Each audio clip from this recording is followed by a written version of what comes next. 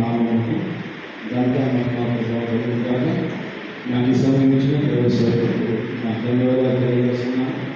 అలాగే కూడి మీ అందరికీ నామంలో నా యొక్క శుభంలో ధన్యవాదాలు తెలియజేస్తున్నాను. మరొకసారి దేవుని సన్నిధిలో ఇలా కూడుకునే భాగ్యాన్ని దేవుడు నాకు అనుగ్రహించినందుకు మనమంతో దేవునికి కృతజ్ఞతలు చెల్లించబడుతున్నాను. మరి ఈ సమయాన్ని చూడలేక ఎంతోమంది ఈ లోకాన్ని విడిపెట్టుకోవచ్చు. దేవుని యొక్క అద్భుతమైన కృప దేవుని సన్నిధిలో మనల్ని నిలబెట్టినందుకు మనందరం ఒకసారి చెప్పచ్చా? హల్లెలూయా. మరి మనందరం నిలబడేది కానీ ఒక చిన్న లేఖన భాగం చదువుకుందాం. వాటిని గ్రంథం 10వ అధ్యాయం 1వ వచనాన్ని మనం చదువుకుందాం. ప్రార్థన గ్రంథం 10వ అధ్యాయం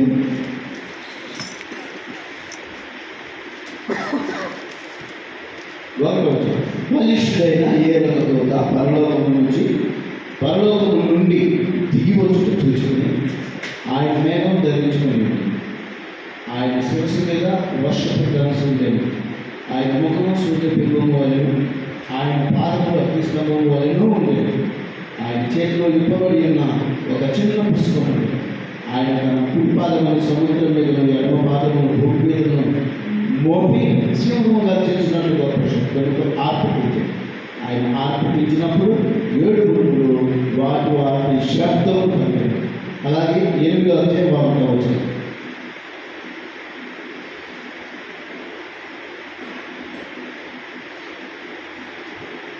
ఆయన 7వ గుంపులను నింపినప్పుడు పరలోకమందు ఇంచుమించు అరగంట సేపు నిశ్శబ్దముగా ఉంది. దేవుడు మాటలు దీవించుగాక. చిన్న ప్రార్థన చేసుకున్నాం. పరిశుద్ధులైన మా ప్రభువా, జీవం కలిగిన మా యేసయ్యా, నీకు వందనాలు, స్తుతులు, స్తోత్రములు చెల్లించుకుంటున్నాం. చదువుతున్న ఈ భాగం మా వీధిలో మీరు దీవించి మాకు వేరచి వచ్చి మహిమ ఘనత ప్రభావం పొందుకోమని ప్రార్థన చేస్తున్నాము. మేము చివరి దినాల్లో జీవిస్తున్నాము ప్రభువా, కడవరి దినాల్లో జీవిస్తున్నాము నాయన. కాలం యొక్క అంతంలో నాయన మేము జీవిస్తున్నాము ప్రభువా. మాకు ఈ యొక్క ముగింపు కాలంలో మాకు ఇచ్చిన దైవ ప్రత్యక్షతను బట్టి నీకు వందనాలు, వాక్య బయలుపాటును బట్టి నీకు వందనాలు, ప్రవర్తన బట్టి నీకు వందనాలు, వర్తమానాన్ని బట్టి నీకు వందనాలు, వాక్యం ఇచ్చినారు నీకు వందనాలు, వాక్య ప్రత్యక్షత ఇచ్చినారు నీకు వందనాలు, మాకు సంఘాన్ని ఇచ్చినారు నీకు వందనాలు, సంఘ క్రమాన్ని ఇచ్చినారు నీకు వందనాలు. నిశ్చయముగా వీటన్నిటి నుండి మేము తొలగిపోకుండా ప్రభువా, నిశ్చయముగా బలమైన అభిషేకంతో కూడినటువంటి ఓ 7వ దూత వర్తమానం కింద ప్రభువా సమస్త మర్మములను బయలుపరిచి మాకు తెలియజేసి ఈరోజు నాయన నీ వాక్య ప్రత్యక్షతతో నింపుతూ నడిపిస్తున్నారు. మేము కదలక వాక్యంలో నిలబడుతూ నీ వైపు చూస్తూ మా యొక్క యాత్రను కొనసాగించి ఎంతవరకు మమ్మల్ని బలపరచుకుని సిద్ధపరచుకొని కోరుకుంటూ చదువుకున్న వాక్య భాగాన్ని మా ఇంట్లో మీరు దీవించండి. కోరిన బిడ్డలను దీవించండి, ఆశీర్వదించండి. మీ యొక్క ఆత్మాభిషేకంతో నింపండి.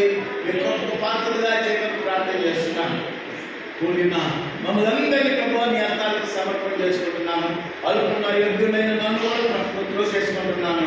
మా ప్రవక్త ఏమైతే మాట్లాడుతున్నాడో ప్రభువా వాటిని మేము మాట్లాడగలుగుతున్నట్టుగా ప్రభువా, మా సొంత కార్యములు కాదు కానీ ప్రభువా, ఓ నీ యొక్క లేఖనములు వాక్యం మాకు ఇచ్చారు ప్రభువా, అందులోనే మమ్మల్ని నడిపించమని కోరుకుంటున్నాను. నీ ఆత్మ ప్రత్యక్షతో మమ్మల్ని నింపండి, ఈ అభిషేకంతో నింపండి. ఈ రంగస్థలం అంతా నీదే ప్రభువా, ఈ ఆలయం నీది ప్రభువా, ప్రజలు నీ వారు ప్రభువా, వాక్యం నీది ప్రభువా, వర్తమానం నీది ప్రభువా, అభిషేకం నీది ప్రభువా. అనుగ్రహించే దేవుడు ఆయన. ఓ దేవా, ఇదిగో మా యొక్క హృదయంలో ప్రభువా ఓ నాయన సంసిద్ధపరిచి ప్రభువా ఆ ఆత్మ అభిషేకంతో ప్రభువా ఓ నింపుమని ప్రార్థన చేస్తూ మేము సమయాన్ని మీ హస్తాలకు సమర్పణ చేసుకుంటూ మీరే కొద్దిసేపు మాతో మాట్లాడి బయలుపడుతుంది. ప్రభు అయిన యేసుక్రీస్తు నీ శ్రేష్టమైన నామంలో ప్రార్థించండి, వేడుకొంచున్నాము. ఆమేన్. ఆమేన్. దయచేసి కూర్చోవచ్చు.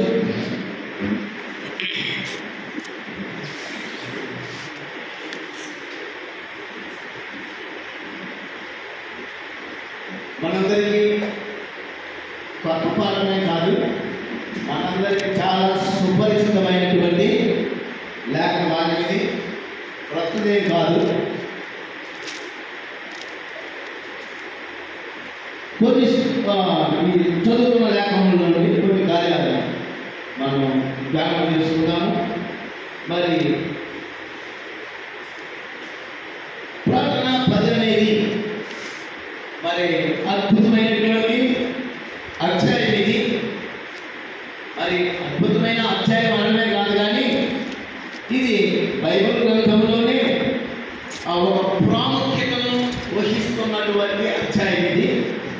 మరి బైబిల్ గ్రంథంలో మనకు 66 పుస్తకాలు ఉన్నాయి. మరి 66 పుస్తకాల చివరి పుస్తకంలో ప్రకటన 10 ఇక్కడ రాయబడి ఉంది. అయితే ఈ ప్రకటన 10 మరి ఆది కాలం నుండి ప్రకటన గ్రంథం వరకు దాగి ఉన్న సందర్భాలన్నిటినీ బయలుపరిచేదే ఈ యొక్క అధ్యాయం. మరి దేవుని యొక్క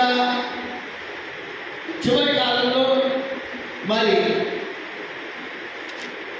బలిష్ఠైన దూతగా ఆయన దిగి వచ్చి ఈ కార్యాలను నెరవేరుస్తున్నాడు.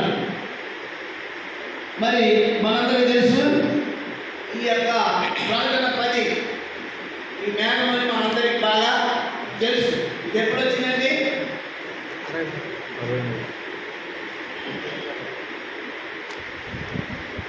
ఎప్పుడు ప్రత్యక్షమైంది? ఫిబ్రవరి 28, 1963. మరి పోయిన ఫిబ్రవరి 28, 2025న ఇలాంటిదే వాళ్ళకి ప్రత్యక్షమైందని కొంతమంది చెప్తున్నారు. తర్వాత 2046లో ఇలాంటిదే మళ్ళా జరగవచ్చని శాస్త్రవేత్తలు కొంతమంది అంచనా వేస్తున్నారు. మనం ఉన్నాం అప్పుడు దాకా ఇంట్లో ఉంటారా? ఉన్నాం. ఏమో ఉంటామో వెళ్ళిపోతాం మనకు తెలియదు కానీ మనకు తెలిసిన వాటి పరిధిలో మనం జీవితాం. ఇక అంతకు మించి మనమేమి చేసేదే లేదు. అంతకు మించి ఏమైనా చేసేవాళ్ళు అది మన కర్మ, నా కర్మ, నీ కర్మ. ఎవరేం చేసేది ఏమి లేదు. ఇందులో నిలబడగలిగితే తగ్గినము, లేకపోతే అడ్డమే. కాబట్టి మనం మట్టిలో బొరులాడితే మన ఒంటికి ఎంత అమ్ముకోవాలో అంతే అమ్ముకుంటుంది. ఎగస్ట్రా మనకి మట్టి అంటదు. కాబట్టి మనకు ఎంతవరకు దేవుడు తన వాక్యాన్ని ఇచ్చాడో, తన బయలుపాటుని ఇచ్చాడో, వర్తమానాన్ని ఇచ్చాడో, మనకు ఎంత లోతైనటువంటి ఆయన శక్తితో కూడినటువంటి ఆ అభిషేకాన్ని ఇచ్చాడు, దాంతో జీవితం. హల్లెలూయా. కాబట్టి ఈ యొక్క రాకడ సమయంలో మరి ఈ బలిష్ఠుడైనటువంటి దూత మరి పరలోకం నుంచి 63లో ఆయన దిగి రావడం మనం చూస్తున్నాము. మరి అదే విధంగా మొదటి రాష్ట్రంలో 3 నక్షత్రాలు యాకవర్షంలోనికి వచ్చినప్పుడు కన్యమరియ గర్భం ద్వారా యేసుక్రీస్తు చిన్న రక్త కణముగా మారి ఆయన భూమి మీద ఉద్భవించాడు. 3 నక్షత్రాలు వాళ్ళు ఇండియా నుండి ఒక ఆయన, ఇంకొక ప్రాంతం నుండి ఇంకొక ఆయన, ఇంకొక ప్రాంతం నుండి మరొక ఆయన. ఈ ముగ్గురు ఆ నక్షత్రాలను చూసి ప్రయాణం చేసి వాళ్ళు ఎక్కడికి వచ్చారు? ఈ 3 నక్షత్రాల వరుస యాకవర్షంలోకి వచ్చినప్పుడు వాళ్ళు క్రీస్తు వద్దకు నడిపించబడ్డారు. దేవుడికి స్తోత్రం కలుగుగాక. హల్లెలూయా. అయితే మరి మనకు తెలుసు మరి దేవుని యొక్క ప్రవక్త పరిపూర్ణ మానవుని స్వరూపము అనే వర్తమానంలో మరి దేవుని ప్రవక్త ఒక మాట మాట్లాడుతున్నాడు. మరి దేవుడు మొదటిగా ఆకాశంలో బైబిల్ రాశాడు. ఎక్కడ రాశాడండి? ఆకాశంలో బైబిల్ రాశాడు. రెండవ బైబిల్ పిరమిడ్లో బైబిల్ రాశాడు. మూడవ బైబిల్ మన చేతిలో ఉన్న రాయబడిన మన చేతిలో ఉన్న బైబిల్ మూడవ బైబిల్. చూడండి, ఆకాశంలో రాయబడిన బైబిల్, పిరమిడ్లో రాయబడిన బైబిల్,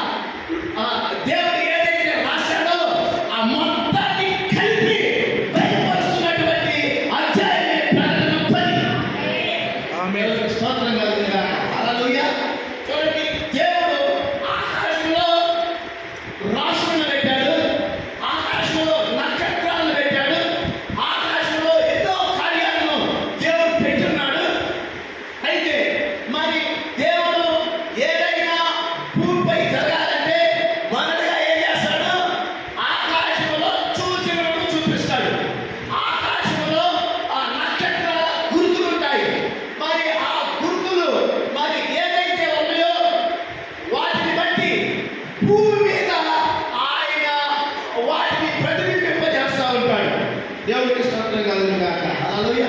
అయితే క్రీస్తు దేవుడి పిల్లరా, మరి దేవుని యొక్క వాక్యాన్ని మనం జ్ఞాపకం చేసుకున్నట్లయితే మరి ప్రకటన 10 అనేది అద్భుతమైనటువంటి అధ్యాయము. మరి అది లోకంలో అందరికీ మనకైతే ఆ సన్సెట్ పర్వతం దగ్గరికి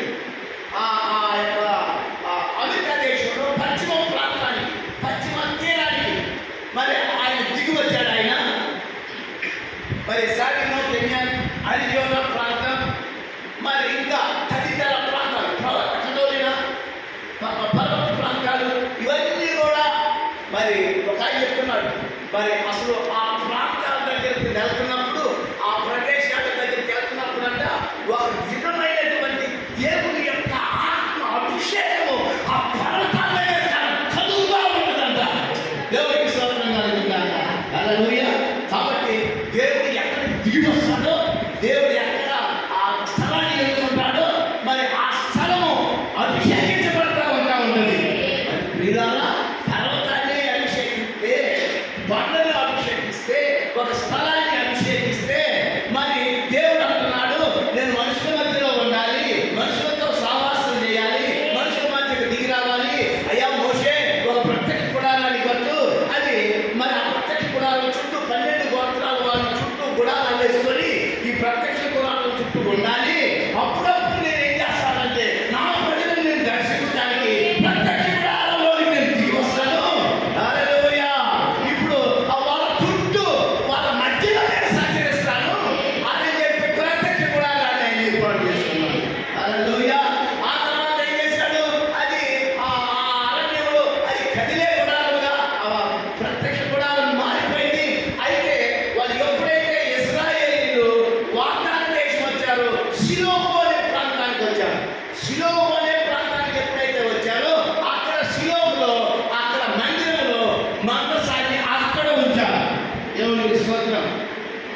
అయితే దేవుడు ఏం చేశాడు, ఏలిని ఎన్నుకున్నాడు. అయితే ఏలి కుమారులు ఉన్నారు కదా, ఏలి యాజకత్వం చేస్తున్నాడు.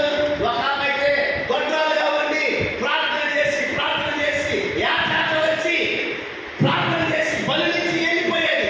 ఒకరోజు మరొక యాత్ర వచ్చి, మరి ఆ సంవత్సరాలు వచ్చి ఆమె తిరిగి పోవడం లేదు. ఆమె, నేను ఈరోజు తిరిగి పోవడం లేదు, నేను నీకు సమర్పణ చేసుకుంటున్నాను, నీ సన్నిధిలో నేను విజ్ఞాపన చేసుకుంటున్నాను, నా మనవిని నీకు కొమ్మరించుకుంటున్నానని మనోదుఃఖంతో, మనోవేదనతో ప్రార్థన చేసి, నీవు నాకు ఒక బిడ్డను ఇచ్చినట్లయితే నేను మరలా పాలు పిలిచిన మరుసటి సమయమే ఆమెను ఇక్కడ తీసుకుని వచ్చి నీకు ప్రతిష్ఠించి నీ సన్నిధిలో నీకు అప్పగించేస్తాను చేస్తాను ప్రభువా. దేవుడికి స్తోత్రం కలుగును గాక. హల్లెలూయా. మరి ఆ మందిరంలో ఉన్నటువంటి ఆ దేవుడు అక్కడ కదిలాడుతూ ఉన్నాడు. మరి ఆ అన్న గర్భాన్ని తెరిచాడు ఆయన. హల్లెలూయా. అన్న గర్భం తెరవడమే కాకుండా ఆ బిడ్డను మరి దేవుడి యొక్క సన్నిధిలోనికి దేవుడికి అప్పగించి తిరిగి వెళ్ళిపోయింది. దేవుడికి స్తోత్రం కలుగును గాక. ఆయన పెద్ద ప్రవక్త అయిపోయాడు. హల్లెలూయా. ప్రార్థన చేసే వారిలో సమూయేలు ఒకడు. దేవుడికి స్తోత్రం. హల్లెలూయా. దేంట్లో సమూయేలు దేంట్లో ప్రముఖుడండి? దేంట్లో సలాసు పెట్టేదాంటున్నా, పాఠాలు పెట్టేదాంటున్నా, విభేదాలు పెట్టేదాంటున్నా, విమర్శించేదాంటున్నా, కుట్రాలు పడేదాంటున్నా, కుతంత్రాలు పడేదాంటున్నా, ప్రార్థనలో. హల్లెలూయా. చూడండి, ప్రార్థన పరిస్థితులనే మార్చేయగలదట. మనం వింటాం, చెప్పుకుంటాం, చాలా తేలిగ్గా ఉంటుంది. కానీ ఆ అనుభూతిని పొందుకుంటే మనకు తెలుస్తుందండి. హల్లెలూయా. మనలో మనమే నివాసం, మనమే ఉన్నాము. ఆవేశంలో ఉంటున్నప్పుడు నిజంగా ఎంత ఆత్మీయ అనుభూతిని పొందుతామో, ఎంత దైవ సన్నిధి యొక్క శక్తి ప్రభావాన్ని పొందుకుంటామో, అది అనుభవిస్తే మనకు తెలుస్తూ ఉంటాము. హల్లెలూయా. కాబట్టి క్రీస్తు పిల్లరా, ఆమె ప్రార్థన చేసే వారిలో ఒకడు. మరి ఆ ప్రవక్తే దావీదును అభిషేకించాడు. దేవునికి స్తోత్రం కలుగును గాక. హల్లెలూయా. చూడండి, మన ప్రవక్త కూడా ప్రార్థనా పరుడే. అవునంటారా? మీరు ప్రవక్త ఫోటో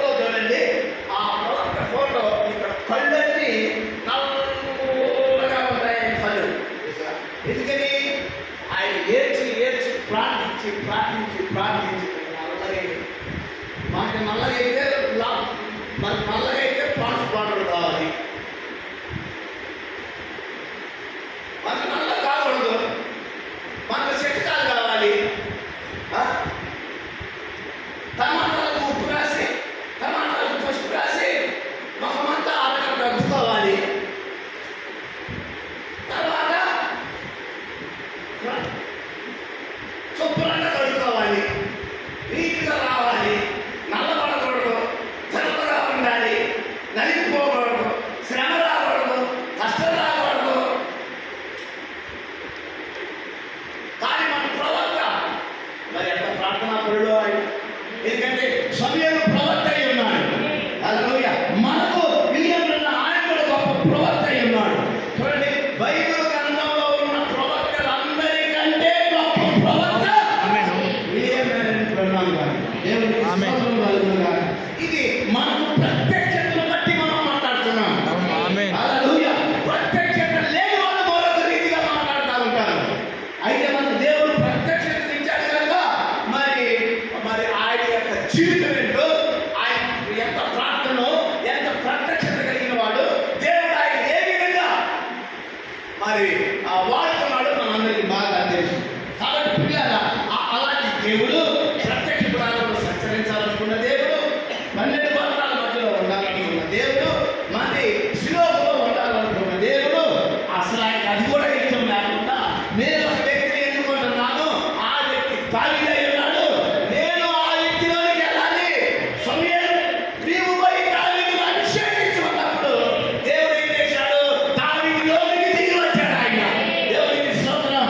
చూడండి, ప్రవక్త సమయంలో ప్రవక్త అయి ఉన్నాడు, దావీదును అభిషేకించాడు. దేనికి?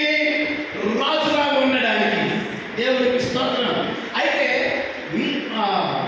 ప్రవక్త సమూయేలు రాజైన దావీదును రాజుగా ఉండడానికి అభిషేకిస్తే, విలియం బ్రహ్మము ప్రపంచంలో సార్వత్రికంగా ఉన్న వధువును ఆయన ఈ వర్తమానం ద్వారా రాజులైన యాజక సమూహంగా ఆ అభిషేకం పనిచేస్తుంది. దేవునికి స్తోత్రం కలుగును గాక. చూడండి, దేవుడు అనుకుంటున్నాడు ప్రత్యక్ష గుణాలలో ఉంటే అందరూ వస్తారు. ఈ ప్రత్యక్ష గుణాలను చుట్టూ నైవేద్యాలు, బలులు, దహన బలులు, ఈ మరి సాంబ్రాణి, హోములు, అర్పణలు ఆయనకి ఇష్టం లేకుండా పోయింది. కానీ గుణాలలో నేను ఉండాలనుకోవట్లేదు. కానీ ఇప్పుడు మనిషి గుళ్ళలో ఉండాలనుకుంటున్నాడు, మనిషి హృదయంలో ఉండాలనుకుంటున్నాడు ఆయన. దేవునికి స్తోత్రం కలుగును గాక. హల్లెలూయా. మరి ప్రత్యక్ష గుణాలలో ఉంటే ప్రజలు నిష్ఠాపరుడుగా ఉన్నారా లేదా? క్రమం పాటించారా లేదా? సడక్రమం పాటించారా లేదా? హల్లెలూయా. చూడండి, యేసుక్రీస్తు రక్తం లేకుండా గొర్రెల మేకల రక్తం కిందనే వాళ్ళంత క్రమాన్ని పాటిస్తే, మరి యేసుక్రీస్తు అయినా ప్రభు అయిన యేసుక్రీస్తు, గొర్రె పిల్ల అయిన ప్రభు అయిన యేసుక్రీస్తు యొక్క రక్తము ఏబేలు రక్తము కంటే, మేకల గొర్రెల రక్తము కంటే శాస్త్రమైన అయితే, ఆ రక్తం కింద మామూలుగా మనకి ఎంత క్రమం ఉండాలి? ఎంత క్రమం ఉండాలి? అదంటారు, చెప్పేది చెవులోనంట, చెరిగేది రోడ్డు దగ్గరంట. ఏంటంటే చెప్పేది చెవులో చెప్తారు, చెరిగేది ఆటలో తెలుసు. ఒడి తెచ్చినా, ఒడిగా తెచ్చినా, కొర్రలు తెచ్చినా, దొంగలు తెచ్చినా మనం ఏం చేస్తాం? కొట్టేది ఎక్కడ? రోడ్డు దగ్గరే. కాబట్టి రెండు ఆలోచిస్తే చెడిగా వదిలిపెట్టడం అది కాదండి. క్రిస్మస్ పిల్లరా, దేవుడు ఆయన ఎక్కడో ఉండాలనుకున్నాడు, ప్రత్యక్ష ఉండాలనుకున్నాడు, శిలోహలో ఉండాలనుకున్నాడు, మనసు పెట్టిలో ఉండాలనుకున్నాడు. లేదు, మనుషుల యొక్క లోపల ఉండాలని కోరుకున్నాడు ఆయన. హల్లెలూయా. చూడండి, దేవుడు పైనున్న దేవుడు, మనతోనున్న దేవుడు, ఇప్పుడు మనలో ఉన్న దేవుడు. పైనుంటేనే దేవుడు తన ప్రజలను ఒక కర్తవ్యంతో నడిపించాడు కదా. మనతో ఉన్నప్పుడు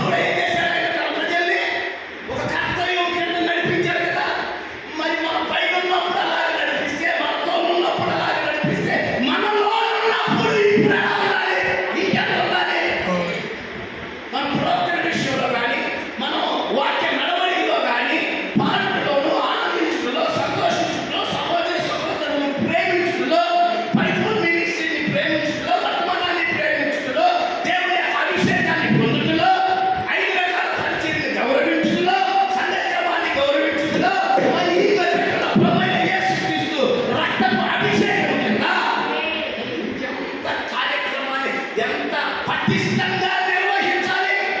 అవునంటారా కాదంటారా? దేవుడికి స్తోత్రం కలుగుగాక. హల్లెలూయా. కాబట్టి ప్రియమైన దేవుడులారా, ఈరోజు దేవుడు ఎక్కడో ఉండాలనుకోవట్లేదు. ఆయన మనతో ఉండాలనుకుంటున్నాడు. ఆయన మన మధ్యలో ఉండాలనుకుంటున్నాడు. మీతో ఉండాలనుకుంటున్నాడు. నాతో ఉండాలనుకుంటున్నాడు. మన సహోదరుల మధ్యలో ఉండాలనుకుంటున్నాడు. మన అందరినీ ఆ వర్తమాన రూపంలో ఆత్మాభిషేకము సమకూర్చి ఒక సావాసంలోకి మనం నడిపిస్తున్నప్పుడు ఎంత అద్భుతమైనటువంటి సహోదరులు ఐక్యత కలిగి జీవించుట ఎంత మేలు, ఎంత మనోహరమని దేవుడు వాక్యం చెప్పలేదా? ఎంత గొప్ప సావాసం అనేది. మరి మరి ఒకరు ఇద్దరు సంఘంలో ప్రార్థన చేస్తే నేను వింటాను, వింటే కాదు కానీ జవాబిస్తానన్నాడే. మరి ఇద్దరు ముగ్గురు కాకుండా మాకు 50 మంది 100 మంది కలిసి దేవుడి స్తుతించి ఆరాధించి దేవుడి సన్నిధిలో ప్రార్థిస్తే ఆయన ఇంకెంత గొప్పదా మన మనవులు వింటాడు. దేవుడికి స్తోత్రం కలుగుగాక. హల్లెలూయా. ఒకరితో ఒకరు సావాసం ఇంపార్టెంట్. అందరూ కలిసి సావాసం చేయడం, ఆ ఐక్యత విడదీయరానిది. స్తోత్రం కలుగుగాక. హల్లెలూయా. నేను చిన్నప్పుడు 5వ తరగతి 6వ తరగతి చదివేటప్పుడు 4, 5 ఏదో ఎప్పుడు 50 సంవత్సరాలు నాటి మాస్టర్ గారు పాట చెప్పారు. 4 ఎద్దులు అడవిలో తిరిగి మేస్తున్నాయంట. 4 ఎద్దులు మేస్తా ఉంటే అవి కలిసి మెలిసి 4 ఒకే చోట తింటున్నాయి, పడుతున్నాయి. అన్ని ఆ 4 ఒకే చోట కలిసి ఉన్నాయి. రోజు ఆ పక్క పులి వస్తుంది, ఈ పక్క సింహం వస్తుంది, ఈ పక్క తోడేది వస్తుంది, ఈ పక్క ఇంకొక వారం వస్తుంది. ఇక పురాణాలన్నీ ఈ 4 ఎప్పుడు తినాలా తినాలని పోతున్నాయి. అయితే ఎందుకు వచ్చిందో ఈ 4 రోజు బలం వచ్చిందండి.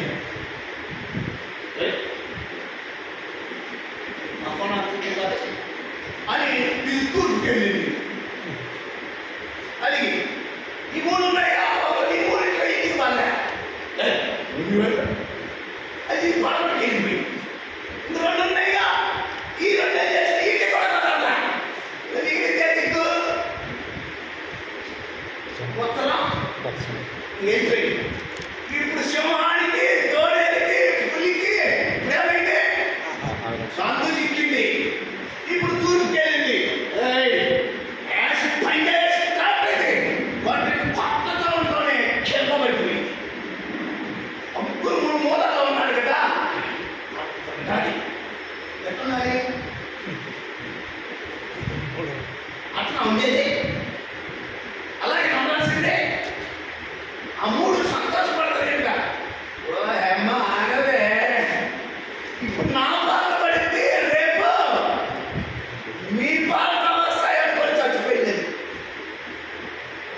అలాగా 4 దగ్గరికి వెళ్ళి 4 ఎద్దులు వేసి గుండెలు సింహాలు కుటుంబాలు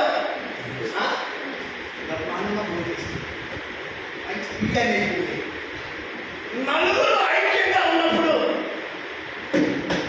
వాటిని సమీపించే దమ్ములే కాదు. ఎప్పుడైతే విడివిడిగా అయిపోయారో అపవాదికి చోటు దిక్కింది. దేవుడికి స్తోత్రం. హల్లెలూయా. అంటే సహోదరులు ఐక్యత కలిగి జీవించుట ఎంత మేలు, ఎంత మనోహరం అని దేవుడు వాక్యం చెప్పలేదా? దేవుడికి స్తోత్రం కలుగుగాక. అలాంటి పాఠాలు నేర్పించారు. అలాంటి పాఠం తెలుగు నాటేల్లో ఉంది, తెలుగు పుస్తకంలో ఉంది. మనలో దానికి సంబంధించింది ఇంకొక చర్చ చెప్పారు. ఏంటిది? ఒక తండ్రికి 4 కొడుకులు ఉన్నారు.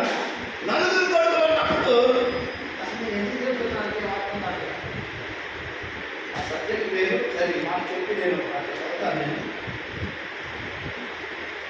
అదేం చేశారంటే ఒక కట్టెల మోపుంటే, అరే ఈ కట్టెల మోపుని ఎవరి అని చెప్పి అన్నారంట. ఎవరు చెప్పారు? మీకు తెలుసు, తెలియదండి. ఈ వయసుగా నా వయసు తెలుసు, మీకు తెలియదు. నేను తెలియనట్టు అనుకున్నాను, తెలుసులేదు మీకు. అయితే వాళ్ళు ఏం చేశారంటే ఆ యొక్క మోపు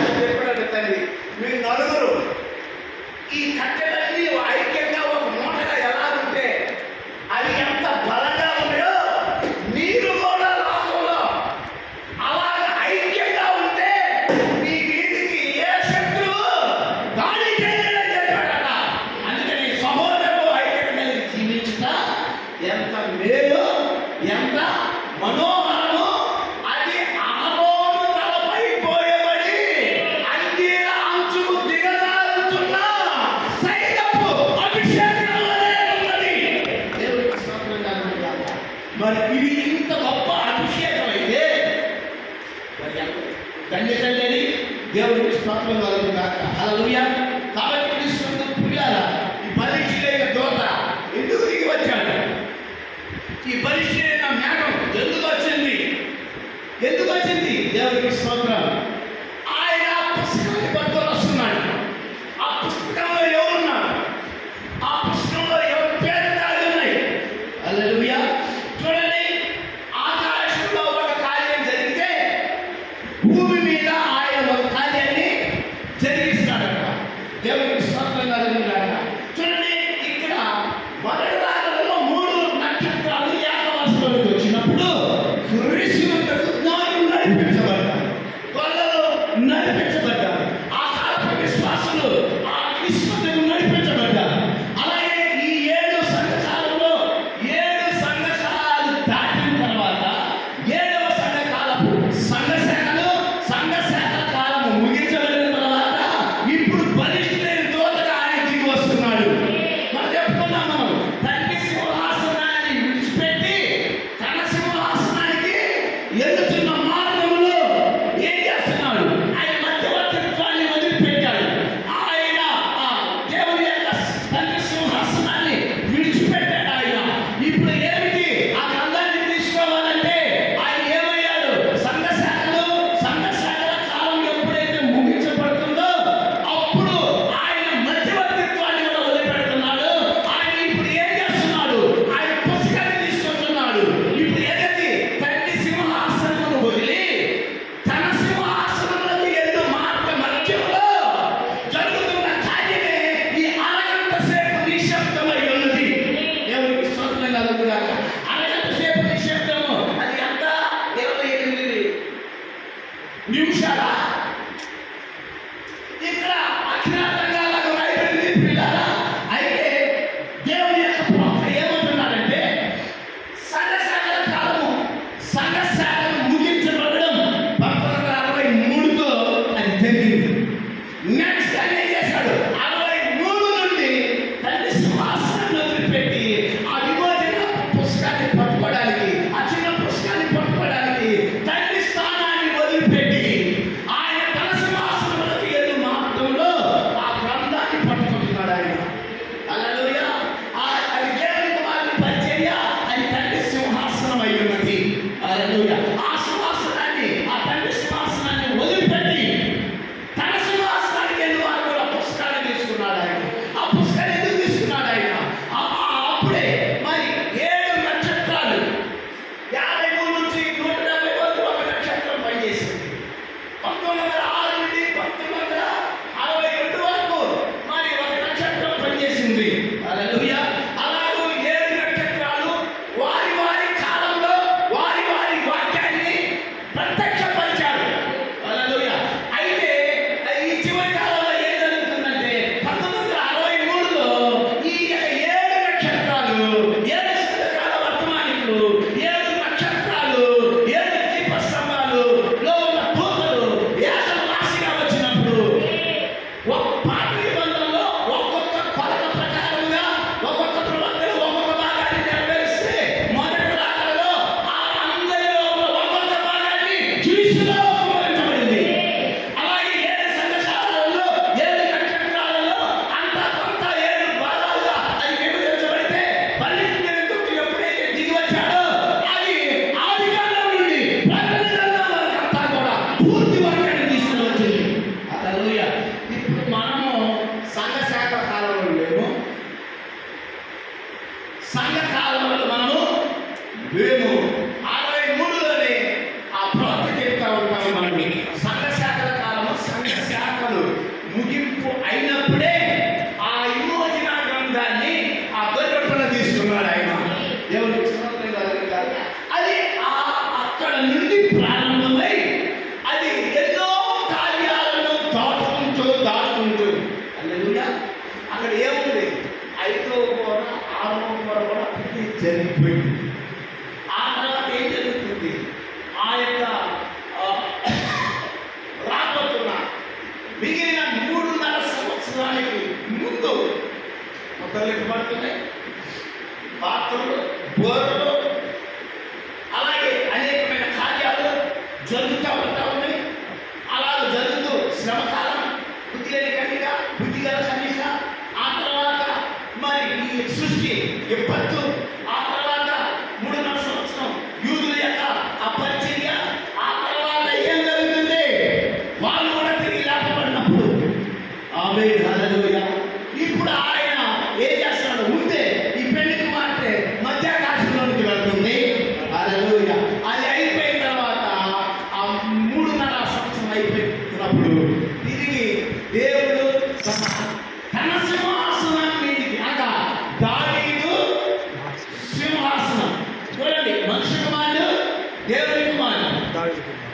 మనిషి కుమారుడు దేవుని కుమారుడు దావీదు కుమారుడు. అలాగే దావీదు కుమారుడు దేవుని కుమారుడికి దావీదు కుమారుడికి మధ్యలో మరొక మనిషి కుమారుడి పరిచర్య. అదే 1963 మనిషిని గుర్తు వచ్చినప్పుడు ఆ పరిస్థితి తోట పరిచర్యలో ఆ లోక స్వార్థ 17:20 30 నెరవేర్పు జరిగింది. హల్లెలూయా. ఇప్పుడు అక్కడి నుంచి ఆయన ఏం చేస్తున్నాడు? దావీదు సింహాసనం మీదకి వెళ్ళేంత వరకు మధ్యలో ఉన్నదే ఈ అరగంట సేపు నిశ్శబ్దము. హల్లెలూయా. ఎంత వర్తమానము అంత కాల వ్యవధి, అంత వర్తమానము అందులో దాగి ఉంది. దేవుడికి స్తోత్రం కలుగును గాక. హల్లెలూయా.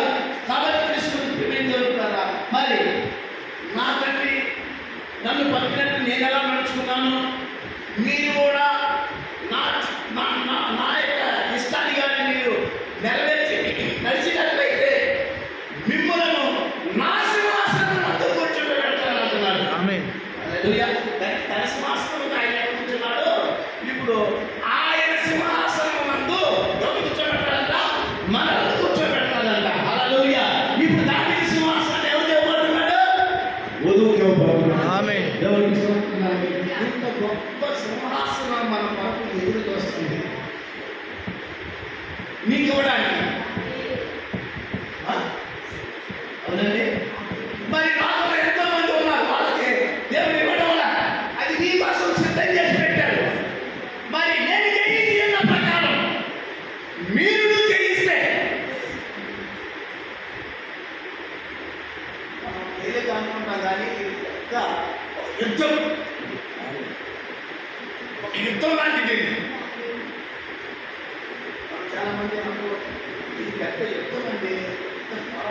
ఎవరమంటారు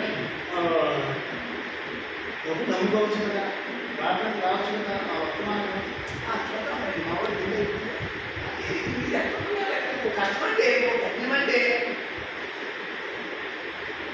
అని అంటా ఉంటాడు. ఏసై చెప్తానండి నా పని కఠినమైనా శ్రమైనా కానీ ఆయన ఏమంటున్నాడు, మీకు సులువును తేలికైనది కూడా అంటున్నాడు ఆయన. దేవునికి స్తోత్రం కలుగును గాక. హల్లెలూయా. చూడండి, పరిస్థితులను బట్టి, పరీక్షలను బట్టి, శోధనలను బట్టి అది కఠినంగా ఉన్నప్పటికీ ప్రభు ఎప్పుడైతే రంగం మీద వస్తాడో దాన్ని తేలికగా తీసివేయగలిగే సామర్థ్యం. అందుకనే నా కాడి సులువు అన్నాడు ఆయన. దేవునికి స్తోత్రం కలుగును గాక. హల్లెలూయా. కాబట్టి ఆ కష్టం అనుభవిస్తున్న సమయంలో దేవుడు నీ యొక్క భాగాన్ని సులువుగా కూడా చేయగలిగిన సమర్థం కలిగిన వాడు. ముగ్గురు భక్తులు చేశాడా? కఠినమైనా కానీ తెలియజేయడం లేదా? దాని తెలియజేయడం లేదా? హల్లెలూయా. కాబట్టి మనం కూడా ఆయన చేయగలదు. అందుకని నేను జయించి ఉన్న ప్రకారం మీరు జయిస్తే నా సింహాసనం నందు మిమ్మల్ని ఇది ఆ పుస్తకం తీసుకున్న దగ్గర నుండి ఆ సింహాసనం దగ్గర కూర్చునేంత వరకు ఇది అరగంట సేపు నిశ్శబ్దం. చూడండి, 1963లో 7 నక్షత్రాలు ఏకరాశిగా సమాంతరంగా ఏకరాశిగా అది వచ్చినప్పుడు, ఒక వరుసలోకి వచ్చినప్పుడు మేఘం దిగి వచ్చింది అని చెప్తున్నప్పుడు మరలా ఈ 25లో సేమ్ అలాగే వాడి జరిగిందని మరి చెప్తా ఉంటా ఉన్నారు.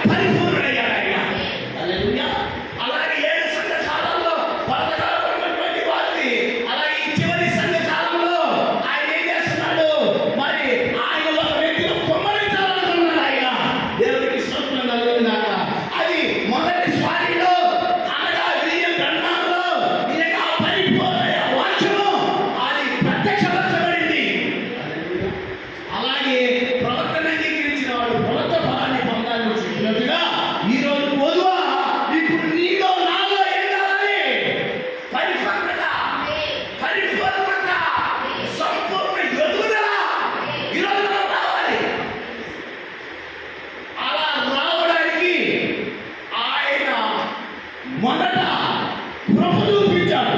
ఎందుకంటే చిన్నదానిగా ఉన్నప్పుడు, ఎదుగుదల లేనప్పుడు, మరి ఇప్పుడు ఎదుగుదల వచ్చిన తర్వాత ఇప్పుడు ఎలా ఉండాలి? కక్షలను ఎదిరించగలవు, కోపాన్ని పట్టుకోగలవు, సమస్యలను ఛేదించగలవు. ఎందుకని నువ్వు ఎదిగి పరిపక్వతలోకి వచ్చావు కనుక. దేవుడికి స్తోత్రం కలుగును గాక. హల్లెలూయా. కొన్ని పరిపక్వతలోని రాకలు ఉంటాయి చూసారా?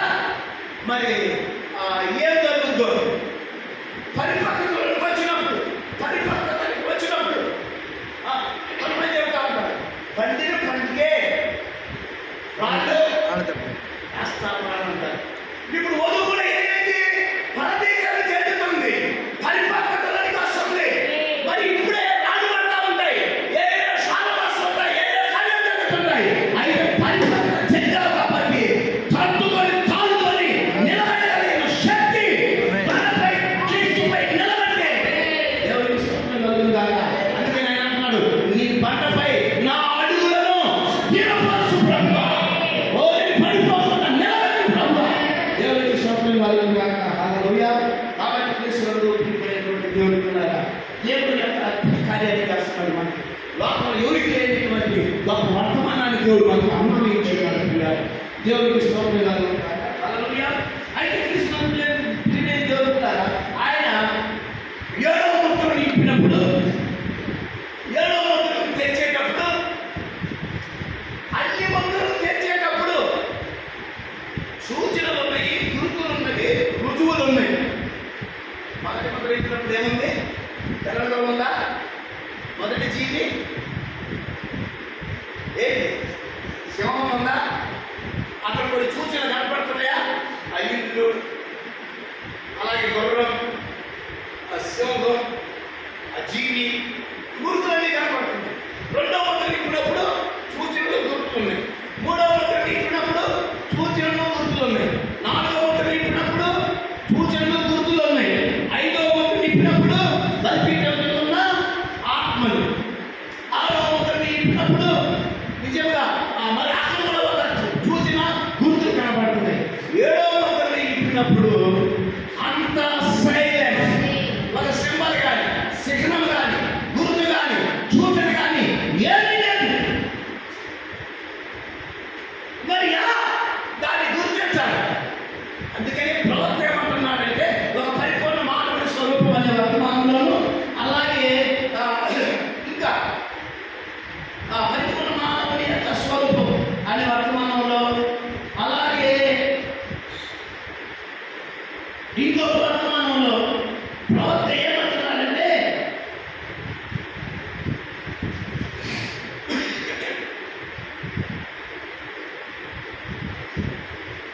ఆకాశంలో బైబిల్ ఉంది, పిరమిడ్లో బైబిల్ ఉంది, మన చేతిలో ఉన్న బైబిల్ ఉంది. హల్లెలూయా. అంటే ఇప్పుడు దేవుడు తన కార్యాన్ని ఎక్కడ పెట్టున్నాడు? ఆకాశంలో పెట్టున్నాడు, పిరమిడ్లో పెట్టున్నాడు, పోతే బైబిల్లో కూడా పెట్టున్నాడు. అయితే ఇందులో మనకు కనబడకపోతే మనం ఎక్కడ చూడాలి? పిరమిడ్లో చూడాలి. పిరమిడ్లో కావాలనుకో మనం ఎక్కడ చూడాలి? ఆకాశంలో చూడాలి. దేవుడికి స్తోత్రం కలుగును గాక. హల్లెలూయా. కాబట్టి దేవుడు ఏం చేశాడంటే, మరి మేము చిన్నప్పుడు మా అమ్మ ఏం చెప్పిందంటే, అరే ఇట్లా ఏంటి మమ్మీ, అది ఆ మూల పైన, మూల ఆకాశంలో మూల ఉంది కదా, ఆ మూల దగ్గర ఏముందంటే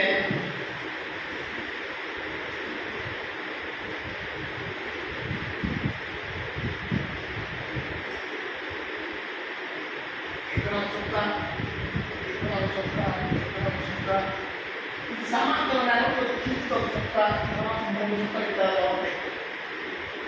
రాజధాని మనసమంతా దొంగలు ఎక్కకపోతే ఎవరో లేచి అడిగితే వదిలిపెట్టి వెళ్ళిపోయారంట. అయ్యా నక్షత్రాల యొక్క శాస్త్రం అని చెప్పింది మాయమ్మ.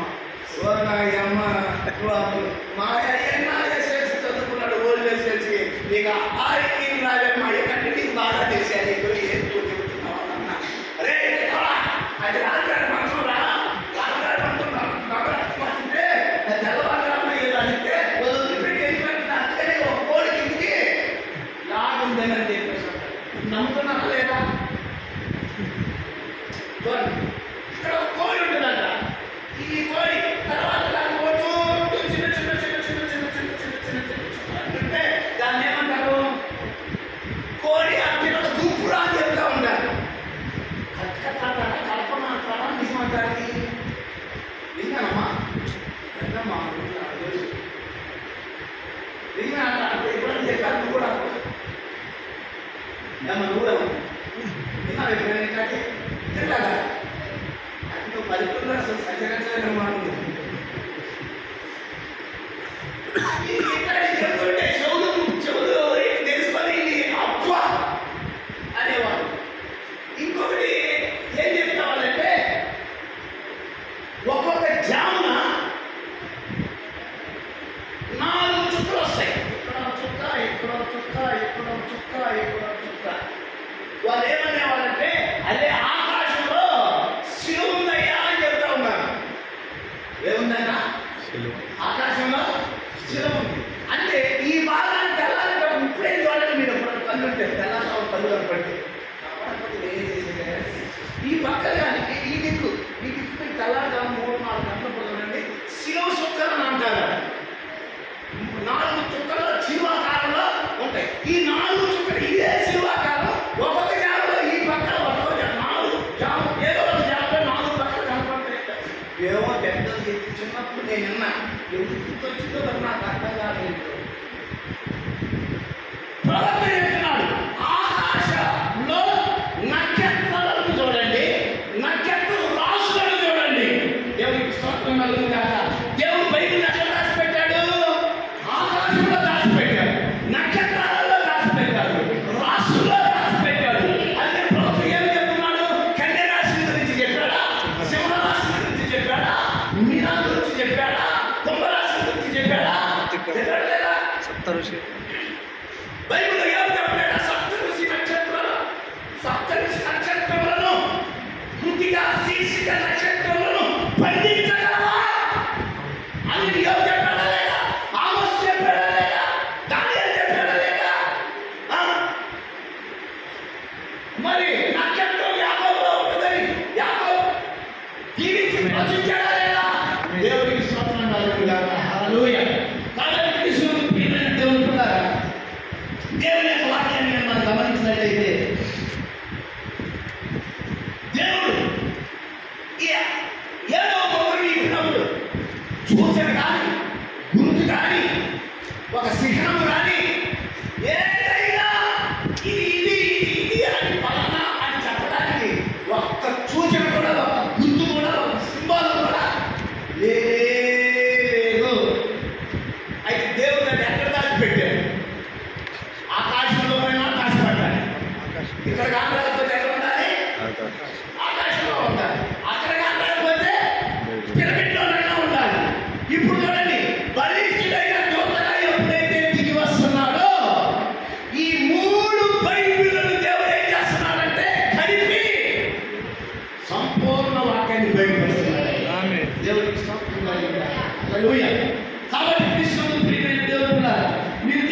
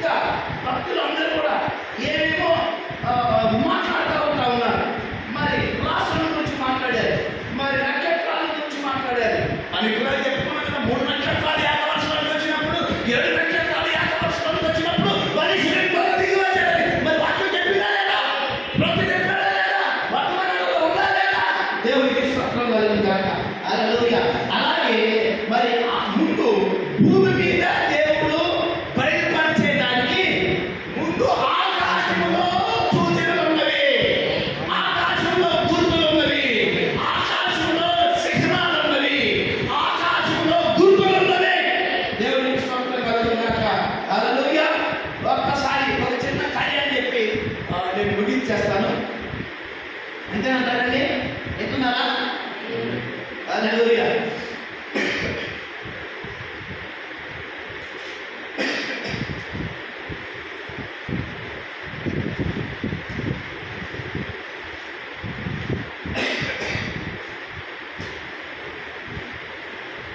ఆకాశంలో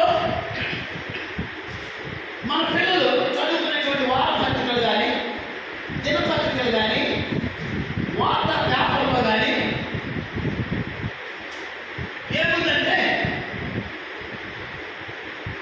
ఒక చుక్కల రూపంలో కొన్ని చుక్కలు ఇస్తారు. ఇట్లా చుక్కలు ఇస్తారు. ఒక్కొక్క చుక్కకి 1, 2, 3, 4 అంకెలేసి ఉంటాయి. ఏ పిల్లలు మీరు ఈ చుక్కలు కానీ కలిపితే ఏమొస్తుంది? నిద్ర వస్తుందా? ఏమొస్తుంది? ఒక బొమ్మ వస్తుంది. ఆ బొమ్మ ఏంటో చెప్పగలరా అని చెప్పి ఆ పేపర్లో ఇస్తా ఉంటారు. కొన్నిసార్లు పజిల్ పై వర్షానికి అడ్డ వర్ష, కొన్ని అక్షరాలు ఇక్కడ అంటారు. ఈ అక్షరాలు కలిపితే ఒక పదం వస్తుంది. కిందికి ఒక పదం వస్తుంది, అడ్డలో ఒక పదం వస్తుంది. మీరు కలపండి మనం చాలాసార్లు ప్రయత్నం చేశాము. మీరు ఏమైనా చేశారా లేదా? చేసి చట్టి పెట్టారు. ఒక్కదానికి ఎంత గోపెట్టేది కాదు, బహుమానం ఇచ్చేదానికి కాదు. దీనికి ఎంత సంపడాల్సిన అవసరం ఏముంది? దేవునికి స్తోత్రం కలుగుగాక. అలాగే మనకు ఉపయోగకరమైంది, ప్రయోజనకరమైంది ఆకాశంలో కూడా దేవుడు కొన్ని చుక్కలు పెట్టాడట. ఆ చుక్కలు కానీ కలిపితే ఒక్కొక్క బొమ్మ కనపడతా ఉంటుంది మనకి. దేవునికి స్తోత్రం కలుగుగాక. ఇప్పుడు శాస్త్రాలు ఏం చేశారు? వాటిని ఏమంటారు? పెద్ద పెద్ద కెమెరాలు. ఇంగ్లీష్ దానికి సత్యం కాదు. టెలిస్కోప్. అప్పుడు టెలిస్కోప్. ఈ టెలిస్కోప్ పెట్టి ఎంతో దూరంగా ఉన్న దానిని దగ్గరగా ఉన్నట్టు తీసి దాన్ని చిత్రీకరించి ఇదిగో పైన ఆకాశంలో ఇది ఉంది. అంతేనా? దేవుడికి స్తోత్రం కలుగుగాక. హల్లెలూయా. చూడండి, ఈ బోర్డు దానికి కొంచెం శుభ్రం ఉండే బాబు. నెక్స్ట్ శుభ్రం చేసుకోండి. అమ్మాయి సింపిల్లాగా ఉంది. మా బాబాయ్ పిచ్చి లక్ష్మమ్మ. ఏం పేరు? పిచ్చి లక్ష్మమ్మ. అయితే ఆ అమ్మాయి చెప్పి ఉంగరాలు ఉంది. సాయంత్రం దుద్ది వాళ్ళమ్మ పడుకోబెడితే పొద్దున్నే లేచానికి ఉంగరాలన్నీ నిండిపోయి పంటలు ఎత్తి సింపిలా ఆ మంది పోదు. సరే, నాకు తెలియదు. కొంతమంది దేవుని సేవలు చెప్పిన విషయాన్ని నేను మీ ముందు పంచుకోవాలనుకుంటున్నాను. నేను నాకు తెలిసి నేను చెప్పట్లేదు. చూడండి, ప్రవక్త మన కాలాన్ని క్యాన్సర్ యుగం అన్నారు. విన్నారు ఎప్పుడైనా? మన కాలం ఏంటిది? క్యాన్సర్ యుగం. క్యాన్సర్ సిగ్నల్ ఏంటిది?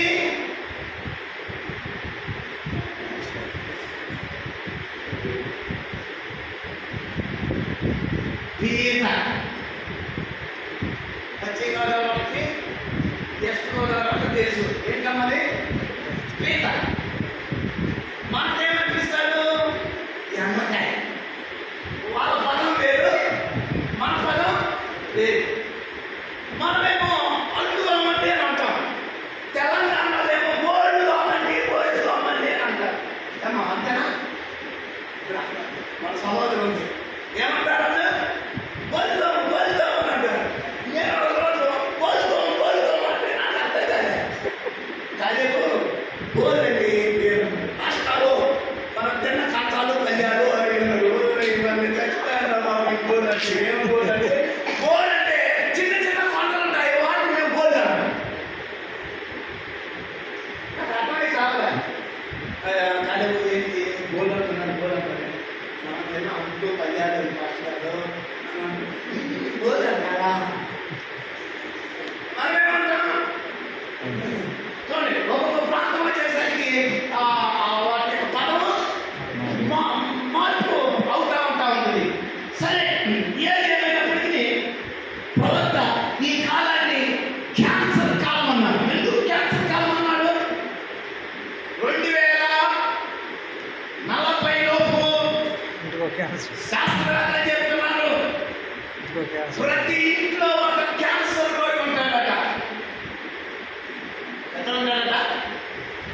ప్రతి ఇంట్లో ఒక క్యాన్సర్ రోగి ఉంటాడట. దేవుడికి స్తోత్రం. అంటే రేపు మన ఇంట్లో కూడా రావచ్చు అంటావా? రావచ్చు. అది నా ఇంట్లో రావచ్చు, నీ ఇంట్లో రావచ్చు. వచ్చినా భయం లేదు. అంతేనా? ప్రవక్త ఏం చెప్పాడు? వర్తమానం క్యాన్సర్ గురించి నీవు భయపడుతున్నావా? ప్రవక్త చెప్పాడా? వర్తమానం చెప్పాడా? అంటే క్యాన్సర్ గురించి నువ్వు భయపడుతున్నావంటే అర్థమైంది నువ్వు క్యాన్సర్ గురించి భయపడవలసిన పని లేదు. ఎందుకని? క్యాన్సర్ పై విజయం ఇవ్వగలిగిన ఒక శక్తి, ఒక అతీతమైన శక్తి, ఒక డాక్టర్ ఎంబీబీఎస్ ఏ డాక్టర్ కూడా ఆ శక్తిని ఇవ్వలేడు. ఒక ఆయన ఆ యొక్క పీటను జయించే శక్తి, క్యాన్సర్ జయించే శక్తి. అదే మనం క్యాన్సర్ అంటారు. అసలు మరణాన్ని జయించే శక్తి కాలంలో ఉంటున్నాం. మరణాన్ని జయించే శక్తి కాలంలో ఉన్నామా? అవునా కాదా? అనుభవంతోనూ, ప్రధాన దూత శబ్దంతోనూ, దేవుడి దూతతోనూ, ప్రభు దిగి వచ్చును. మృతులైన వాళ్ళు చచ్చినోళ్ళు లేపబడబోతున్నారు. సజీవంగా నిలిచి ఉన్న మనము ఖైదైనది, అత్యాన్ని ధరించుకొని, మత్తుమైనది, అబద్ధం ధరించుకొని, ఓ మరణమా, నీ ముల్లెక్కడ? హల్లెలూయా. ఎప్పుడైతే మన తీయపడి వచ్చిందో, ఇప్పుడు ఈ తీయపడి వాక్యం మనం వింటూ ఉన్నామో, ఈ రక్తమాంసముల శరీరం ఒక రోజు తీయపడి వలన అది మార్పు చెంది మనం ఏం చేయబోతున్నాము? తీయపడి మనం తాకాలి. మనకు నడుము దూరంగా ఉంది. ఒక రోజు అది మనం ఆవరించబోతుంది. మనకు మహిమ శరీరంగా మారబోతున్నాం. క్యాన్సరా?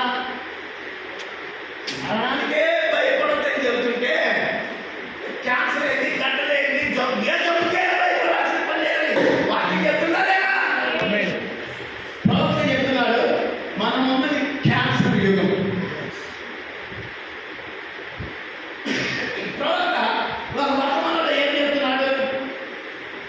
మనం జీవించేటువంటి కాలము కర్కాటక రాశి. ఈ కర్కాటక రాశిలో ఏముంది? పేద ఉంది.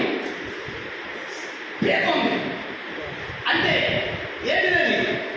మన భాషలో, మన భాషలో ఎండకాయ. ఎండకాయకి 8 కాళ్ళు ఉన్నాయి. ఎన్ని కాళ్ళు ఉన్నాయి? లెక్కేసారు ఎప్పుడన్నా? చెంపమైన వేసిందా? ఎండకాయ పట్టుకున్నప్పుడు, ఎండకాయ తినేటప్పుడు 8 కాళ్ళు ఉన్నాయి కూడా లెక్కేది. ఒకసారి ఏమైంది? చెప్తుంటే బలంగా రుచిగా ఉంటుందని తెలుసు, కానీ 8 కాళ్ళు ఉన్నాయి మనం లెక్కేయాలి కదా. ఎన్ని ఉన్నాయి? 4 జతల కాళ్ళు ఉన్నాయి. లెక్కపక్కన 10 అయ్యి 2 కొట్టులు పట్టిందంటే ఉంటుంది. ఎలా పడితేనే తట్టుకోలేవు. ఇది పట్టింది అనుకో ఎలా ఉంటుంది? దేవుడికి స్తోత్రం కలుగుతుందా? దానిని పీత లేకపోతే ఎండకాయ, ఇది క్యాన్సర్. క్యాన్సర్ సిగ్నల్ అది. అయితే క్రీస్తు ప్రియులారా, దేవుని యొక్క వాక్యంలో మనం చూసినట్టయితే ఇది ఆకాశంలో ఒక నక్షత్రాల రూపంలో ఏముంది? పీత ఉంది, ఎండకాయ ఉంది. ఆ ఎండకాయకి ఎదురుగా అలాగే చుక్కల రూపంలో వాటి కలిపితే దానికి ఆపోజిట్ లో సింహం ఉన్నది. అట్లా చేసుకొని పోతారంటే మనం తీసేవాళ్ళం, మామూలుగా తీసేవాళ్ళం, అర్థమయ్యేలాగా. సరే, ఇప్పుడు ఆ పీతకి దానికి ఎదురుగా ఎవరున్నారు? ఎంతపోతున్నారా? బాబాయ్ నువ్వు రోజు అన్నీ కొట్టుకుంటావు, పోతున్నావు 10 గంటలు బంకవి, జీడి బంకవి. ఆ పడుతున్న టైం అప్పుడప్పుడు చూసుకుని వదిలిపడుతున్నాడు. నువ్వు మరి చేయటం జీడి బంకలు అయ్యాడు టైం కూడా చూసుకో. అందుకని నాకు ఈ మధ్య తెలుగు అవుతుంది. మామూలు పడితే 9 అవుతుంది, 10 అవుతుంది. మామూలు నన్ను చెప్పలేదు. లోపల కడుపులో తిట్టుకుంటా ఉంటారు. నాకు వినపడకపోయినా నా మొక్క కొడుకంటే 7 గంటలు జరుగుతాయి. నాకు అర్థమైంది. అప్పుడప్పుడు అర్థమైంది. ఈరోజు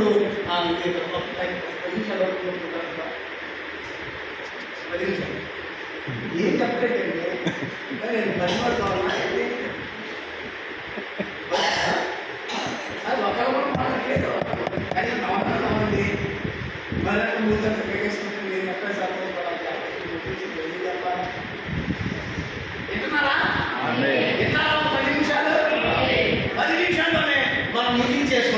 దేవుడికి స్తోత్రం కలుగును గాక. హల్లెలూయా. ఎందుకంటే బలిష్ఠుడైన దూత పరలోకం నుండి దిగి వచ్చుటకు చూచింది. ఎందుకు దిగి వస్తున్నాడు ఆయన? విమోచన గ్రంథంలో ఎవరైతే ఉన్నారో వారిని విడిపించాలి. దేవుడికి స్తోత్రం కలుగును గాక. అందుకనే సప్తదశ నక్షత్రములను ఉదశీర్షిక కృత్తిక నక్షత్రములను బంధించగలవా? దేవుడికి స్తోత్రం కలుగును. సప్తదశ నక్షత్రాలు ఎవరు? 7 సంఘకాలలో 7 ప్రవక్తల్ని ఏ మగవాడున్న బంధించాడా? ఒకవేళ బంధించిన సంవత్సరం ఏం చేశాడు? పెంచి పడేశాడు. ఎవరు బంధించలేడు. దేవుడికి స్తోత్రం. అందుకనే 7 సంఘకాలలో 2000 సంవత్సరాల్లో దేవుడు 7 భాగాలుగా చేశాడు.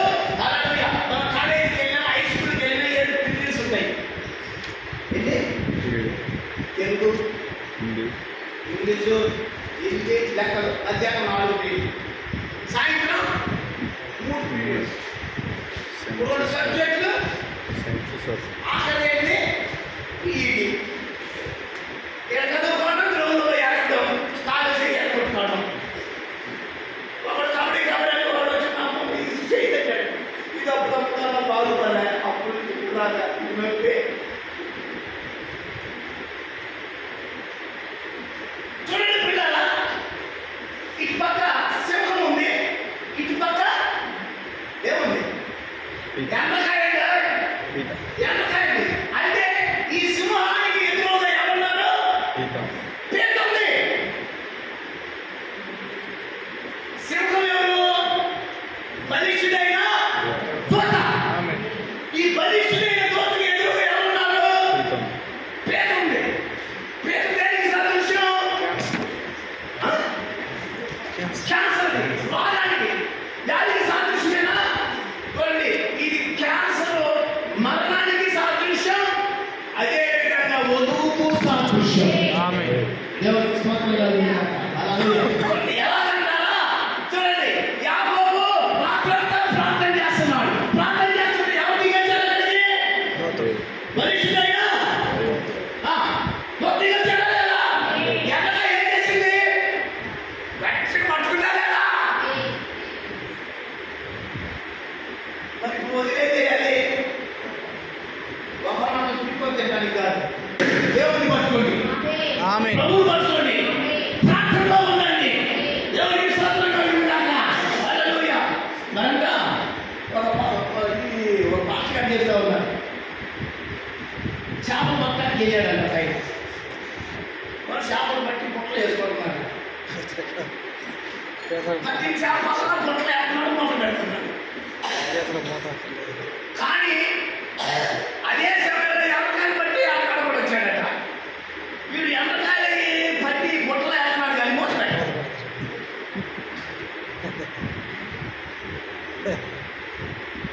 చేపలు పట్టాడేమో బుట్టలో పెట్టి బుట్టలు వేసి మూత ఎదుగలి అది ఎగిరి బతి వేసుకోవాలి. నీళ్ళలో పట్టి కోపం చేయాలని చెప్పి ఏం చేశాడు? మూత పెట్టాడు. ఈ ఎండకాయలు పట్టాడు ఏం చేశాడంటే ఎండకాయలన్నింటినీ బుట్టలో వేసి మూత పెట్టడంలే. సార్, చేపలకేమో మూత పెడుతున్నారు, ఎండకాయలు మూత పెట్టడం ఏం చేశారంటే ఏమన్నా ఎండకాయలు మూత వేసినా పావు, వేయకపోయినా పావు. ఎందుకని? పైకి వస్తున్న ఒక ఎండకాయని కింద వస్తున్న చేప కూడా ఉన్నాడు కదా, యాడికే ఎవడా నువ్వు ఏదని చెప్పి వాడు తొలి కిందకు లాగుతాడుంటాడంట. ఈయన బాధ్యత తీసుకోవాలని పైన చాలా మంది బాధ్యత తీసుకునే వస్తున్నారు.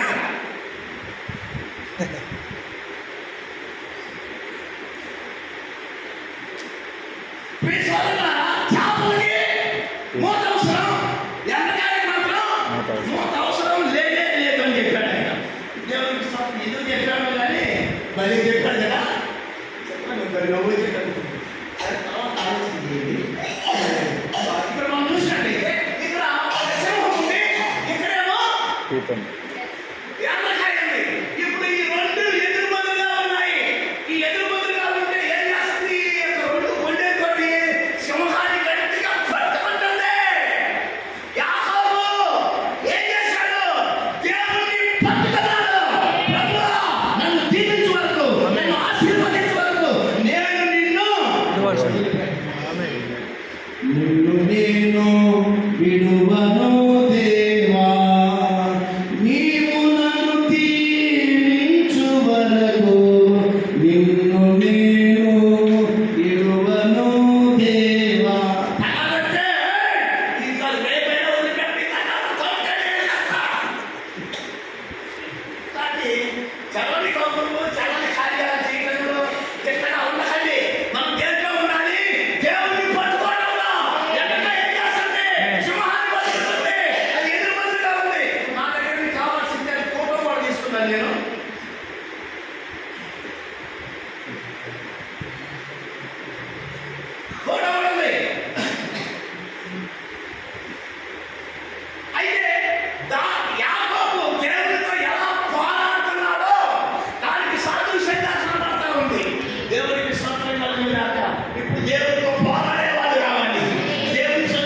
ప్రార్థించేవాళ్ళు కావాలి, మాట్లాడేవాళ్ళు కాదు, పురుడు పెట్టేవాళ్ళు కాదు, పార్టీలు పెట్టేవాళ్ళు కాదు. అట్టడాలు కావాల్సింది దేవుడికి, దేవుడిని పట్టుకోవాలి. దేవుడికి స్తోత్రం కలుగును గాక. హల్లెలూయా. ఇప్పుడు ఏం చేయాలి? ఆ యొక్క ఎండకాయ ఆ సింహాన్ని ఆ రెండు కళ్ళతో పట్టుకుంటున్నట్టుగా అది కాపాడుతున్న ఆకాశ నక్షత్రాల రూపంలో, అలాగే భూమి మీద యాకోబు దేవుడితో పెట్టులాడుతూ పోరాడుతూ నన్ను వదిలిపెట్టు, నేను వదిలిపెట్టను. దేనికి? నేను మరణంలో ఉన్నానయ్యా, క్యాన్సర్లో ఉన్నానయ్యా, మరణంలో ఉన్నానయ్యా, నాకు జీవం కావాలి. ఉందా క్యాన్సర్ ఉందా అక్కడ? ఏంటది? ఏసే వస్తున్నాడా? ఏసే ఎవరు? మరణము. హల్లెలూయా. ఈ క్యాన్సర్ ఏంటిది? పీత ఏంటిది? మరణము. దేవా, మరణం నుండి నన్ను విడిపించు. దేవుడికి స్తోత్రం కలుగును గాక. హల్లెలూయా. మరి ఈ క్యాన్సర్ ఏంటో మరి ఇస్రాయేలు దిగొచ్చాడు మరణం నుండి విడిపించడానికి, ఓ రోగం నుండి విడిపించడానికి, క్యాన్సర్ నుండి విడిపించడానికి, పాపం నుండి విడిపించడానికి, లోకం నుండి విడిపించడానికి. దేవుడికి స్తోత్రం కలుగును గాక. ఇక్కడ మరణం ఉంటే జీవం దిగొస్తుంది. జీవం ఎక్కడ ఉంటే మరణం అక్కడ పారిపోతుంది. ఓ దేవుడికి స్తోత్రం కలుగును గాక. హల్లెలూయా. కాబట్టి క్రీస్తుని ప్రియమైన దేవుని పిల్లారా,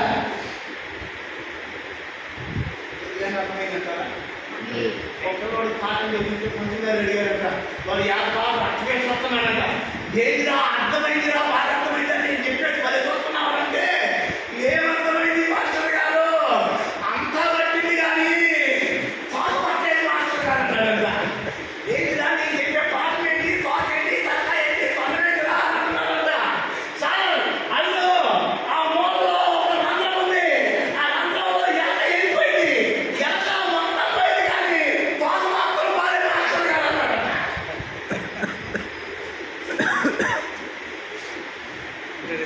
అక్కడ చూస్తున్నారా?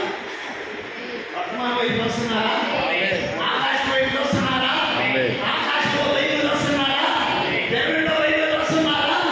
ఈ వైపు వస్తున్నారా? ఇప్పుడు ఈ మూడు ఆకాశంలో ఉన్న బైబిలు, పిరమిడ్లో ఉన్న బైబిలు, మన చేతుల్లో ఉన్న బైబిల్ని ఇప్పుడు మొత్తాన్ని కలపవలసిన కాలం ఇదే. దేవునికి స్తోత్రం కలుగును గాక. హల్లెలూయా.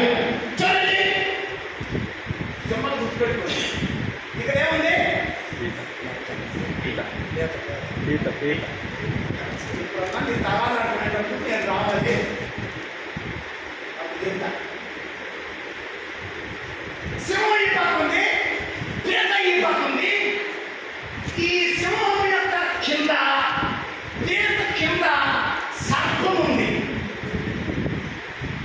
దేంట్లో? కర్కాటక రాశిలో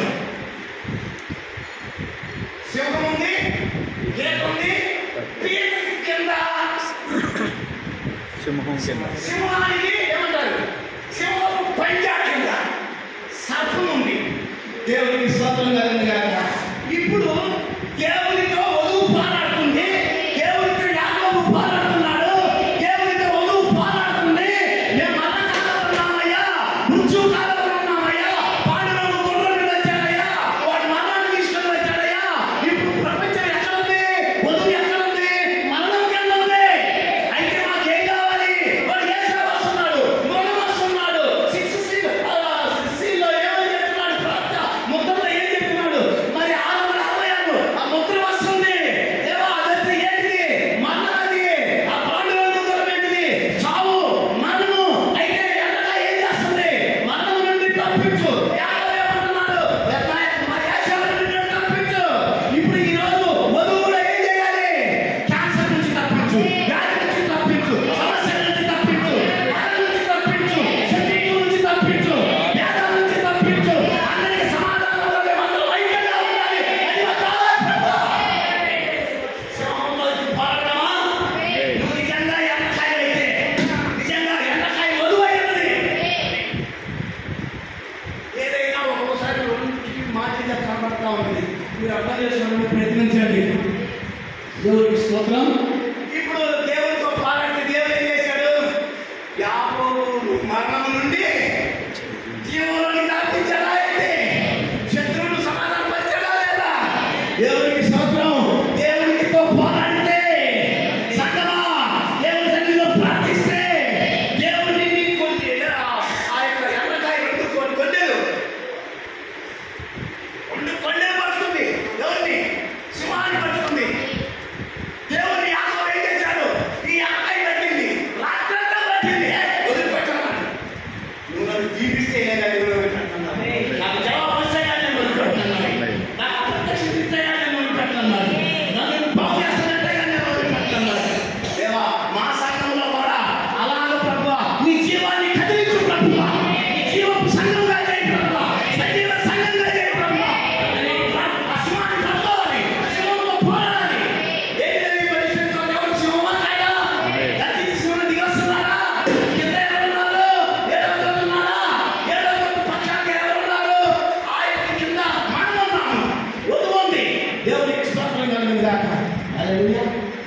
కాబట్టి ఇప్పుడు ఏం చేయాలి? మనకి విజయం ఎక్కడ ఉంది?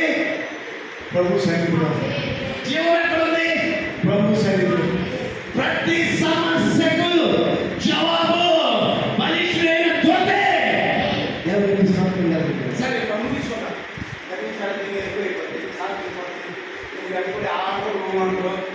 నేనేదో చెప్పుకొని పోవాలి, మళ్ళీ చెప్పాలి అనుకుంటా పోతా ఉన్నారు. మళ్ళీ మీరు ఏదో చేస్తా ఉంటారు. చేస్తాండి చూడండి. ఇప్పుడు సింహం ఎక్కడ ఉంది? పీట ఎక్కడ ఉంది? పీట కింద సర్పం ఉంది. అలాగే సింహం పంజా కింద సర్పం ఉంది. అంటే ఇప్పుడు ఈ పీట సింహం సర్పాన్ని ఏం చేస్తుంది? తొక్కుతున్నాయి. హల్లెలూయా. ఇప్పుడు బలిష్ఠుడైన దూత వధువు కలిసి సర్ప సంతానాన్ని తొక్కుతున్నాయి. దేవునికి స్తోత్రం కలుగుగాక. హల్లెలూయా. చూడండి, ఇప్పుడు సర్ప సంతానం ఎక్కడ ఉంది? సింహం పంజా కింద ఉంది. సర్పము పీట కొండల కింద ఉంది. పట్టితే పంజా కింద తగ్గితే సాగు తప్పకుండా దేవుడు. ఇది ఏంటిది? స్త్రీ సంతానానికి నీ సంతానానికి వైరం కలిగేస్తాను. నేను స్త్రీ సంతానం మీద వస్తా, నీ తలకాయ చేతులుగా. దేవునికి స్తోత్రం. ఆకాశ నక్షత్రాల రాశిలో బైబిల్ ఉందా? ఆదికాండం 3:15 ఉందా? దేవునికి స్తోత్రం కలుగుగాక. హల్లెలూయా. కాబట్టి క్రీస్తునందు ప్రియమైన దేవుని బిడ్డలారా, ఇక్కడ గమనించండి. ఇప్పుడు ఈ ఎండకాయ మరి సింహము తెలిసి ఇప్పుడు ఏం చేస్తున్నాయి? సర్ప సంతానాన్ని తొక్కుతున్నాయి లేదా? ఇప్పుడు నారాయణ కానీ వేదవంతుల మీద కానీ వర్తమానం మీద కానీ ఈకే కానీ భోగే కానీ వాడు కానీ వాడు గంగన్న కానీ జగనన్న కానీ వాళ్ళందరూ కానీ ఎవరిపైన? వధువు పైన. ఇప్పుడు వధువు ఏం చేసింది? తన కొండని పెట్టింది. సింహం ఏం చేసింది? తన పంజా కాపింది. సర్ప సంతానం నెగుసుందంటారా? ఉన్నవాడికి దమ్ము. మొదటి రాకడలో దాని తలకాయ ఏం చేశాడు? చెత్తను కొట్టాడు. మరి ఇప్పుడు ఏముంది? చచ్చిపోయిన తర్వాత బల్లి తోక ఊడిపోద్ది. బల్లి చచ్చిపోద్ది కానీ తోక మాత్రం ఆడవాళ్ళ తోక అసలు బల్లే చచ్చిపోతే తోక ఏం చేస్తారా బాబు? కన్నులు తన చిన్నగడ్డాడు. కేవలం తోక ఊపుతున్నాడు. హల్లెలూయా. దానికి భయపడుతున్న పండ. అందుకని బలిష్ఠుడైన దూత ఆయన ఇంటికి వచ్చాడు. సర్ప సంతానంపై కాలు పెట్టాడు. తన పంజా పెట్టాడు. మరి ఎండకాయ ఏం చేసింది? తన పంజాని సర్ప సంతానంలో పెట్టింది. దేవునికి స్తోత్రం. పైకి వేస్తావా? అందుకని మన ఆచారాలు, అలవాట్లు, సంప్రదాయ సిద్ధాంతం, భక్తులు, అనుభవం, భక్తులు, మాతృత్వం మొత్తం తెంచుకొని ఒక ఆమేన్. ఎండకాయ పంజాగా అలాగే బలిష్ఠుడైన ఆయన పంజా కింద సర్ప సంతానం తొక్కబడుతుందండి. ఇది ఇక తిరిగి లేదు. ఇది ఎక్కడికి పడింది? ఇక నేరుగా ఇది పాతాళానికి తొక్కబడుతుంది. దేవునికి స్తోత్రం కలుగుగాక. ఇప్పుడు ఏం చేసింది? ఎండకాయ ఏంటిది? క్యాన్సర్. ఎండకాయ ఏంటిది? మరణం. ఇప్పుడు మరణం జయించే ఎవరు? ఎండకాయే. ఎలా జయిస్తుంది? బలిష్ఠుడైన దూత ద్వారా, ఆయన పోరాటం ద్వారా, ఆయన అభిషేకం పొందడం ద్వారా, ఆయనలో ఉన్న శక్తి వధువులోకి రావడం ద్వారా. ఆయన మృత్యు చేయడు, వధువు మృత్యు చేయగలదు. దేవునికి స్తోత్రం కలుగుగాక. ఇప్పుడు ఈ సర్పం ఉంది. సర్పం ఇరుపు మీద ఒక చిన్న పాత్ర ఉంది. ఏముంది? పాత్ర. ఏంటి అది? 7 పాత్రలు. 7 పాత్రలు ఎవరి మీద ఉన్నాయి? సర్ప సంతానం పైన 7 పాత్రలు కుమ్మరించబడుతున్నవి. దేవునికి స్తోత్రం కలుగుగాక. ఇప్పుడు వాళ్ళ పట్ల బలిష్ఠుడైన దూత ఆమేన్. పంజా, అలాగే పీత, పీత యొక్క కొండలు, దానిపైనే మరొకటి దేవుని ఉగ్రత పాత్రలన్నీ దాని వీపు మీదనే. దేవుడు ఏం చేశాడు? సర్ప సంతానాన్ని తొక్కి వధువును పైకి లేపుతున్నాడు. ఆమేన్. ఆమేన్. ఎంత అద్భుతమైన ప్రభువు. ఆమేన్. హల్లెలూయా. 7వ వంతులకు రాయబడలా. సూచన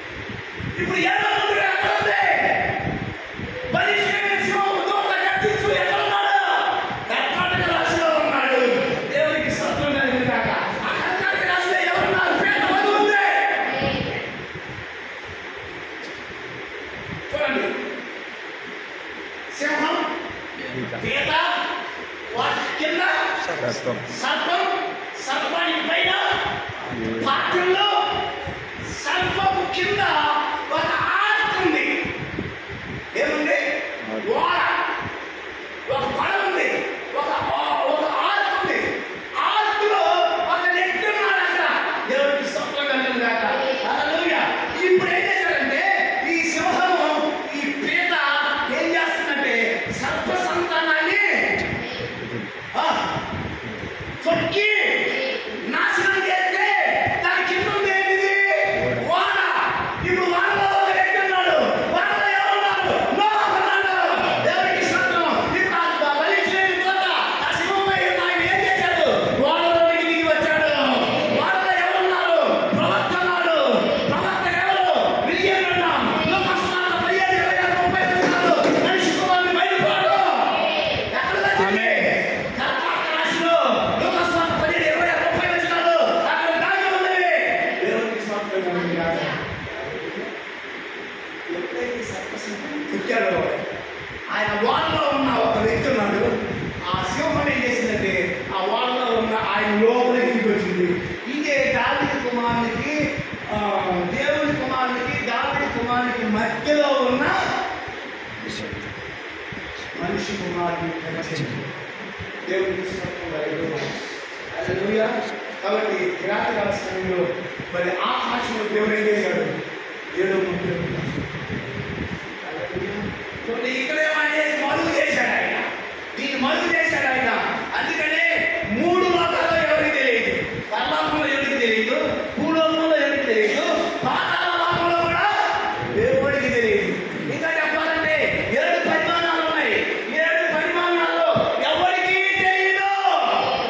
జగదుత్పత్తికి ముందే, దేన్ని సృష్టించక ముందే దేవుడు ఎలోన్గా ఒంటరిగా ఉన్నప్పుడే ఆయనకు మాత్రమే తెలుసని. అందుకని మర్మంగా ఉంది. అందుకని మన ప్రవక్త ఆయన చెప్తున్నాడు, ఆయన ఆకాశ నక్షత్ర రాష్ట్రంలో బైబిల్ ఉంది, కామకు పిరమిడ్లో బైబిల్ ఉంది, మన చేతిలో రాయబడిన బైబిల్ ఉంది. ఇప్పుడు 7వ ముద్ర మనం బయలుపడాలంటే ఈ 3 గ్రంథాలు మిళితమై ఈ 3 గ్రంథాల్లో ఉన్న రసాన్ని పిలిస్తే సవ్యదశి ఎక్కడుందో బయలుపడుతుంది. దేవుడికి స్తోత్రం కలుగును గాక. హల్లెలూయా. కాబట్టి తీసుకుంటూ ప్రియమైన దేవుడు ఈరోజు ఆ సింహము దిగి వస్తుంది. ఒదువు అక్కడ వాడ ఉంది. ఇవన్నీ ఏం చూపిస్తుంది? సవ్యదశి. నోవహు వాడు ఏం చేసింది? వాడ ఏం చేస్తుంది? వాడ ఈ ప్రాంతం, ఈ దరి నుండి ఆ దరికి మనకి ప్రయాణానికి ఉపయోగపడేది ఈ వాడ. చూడండి, మనము దేవుడితో పోరాడితే 7వ ముద్ర కింద మనం ఉంటే, సర్ప సంతానాన్ని మనం జయిస్తే, సర్ప సంతానాన్ని తొక్కితే మనం వాళ్ళలోకి వచ్చి పడతాము. ఈ వాడ మనం ఏం చేస్తుంది? ఈ దరి నుండి ఆ వరకు తీసుకెళ్ళిపోతుంది. ఈ భూలోకం నుండి మన పరలోకం తీసుకెళ్ళాలండి.